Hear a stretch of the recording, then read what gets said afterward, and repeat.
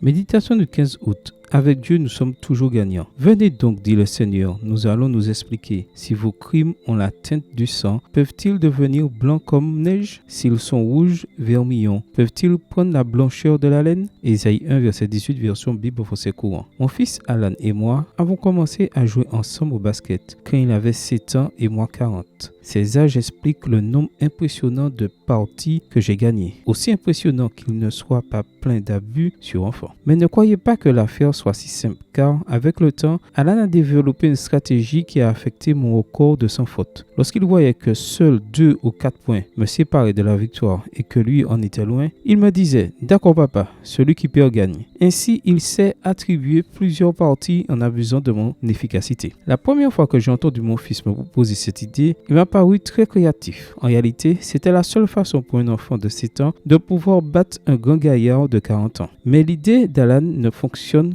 que dans un jeu sportif entre un enfant et un père qui veulent simplement partager un moment agréable ensemble. La vraie vie ne fonctionne pas ainsi. Dans la vie réelle, celui qui perd, perd. Tant pis pour lui et personne ne fêtera cela. Il me semble que beaucoup, lorsqu'ils pensent à chercher Dieu, à régler leur compte avec lui et à lui donner leur vie, imaginent ne pas être prêts à faire un tel pas car ils n'ont rien de bon à lui présenter. Ils croient devoir d'abord régler beaucoup de choses et préfèrent reporter cela à plus tard. Ils voient leur score, celui de Dieu, et l'écart entre les deux qui leur paraît impossible à combler. Mais c'est là que Dieu nous dit, tu sais quoi? Viens, ne tarde plus, réglons nos comptes. Je t'assure que si dans le processus il s'avère que tu as un problème, je ferai en sorte que tu ailles bien. Si on découvre que tu as une grosse dette à ton actif, je la réglerai. En d'autres termes, Dieu est disposé à appliquer à votre vie réelle l'idée de mon fils Alan sur le terrain de basket. Dieu nous assure que sa parole, qu'avec lui, même en perdant, nous gagnons. Voir Matthieu 19, verset 29. Avec lui, même si nous avons des raisons d'être tristes, nous faisons la fête. Avec lui, même si le score montre que nous sommes très loin du compte, au final, notre nom apparaîtra sous la rubrique gagnant. Avec Dieu, nous sommes toujours gagnants. Amen. Bonne journée à vous et que le Seigneur vous bénisse.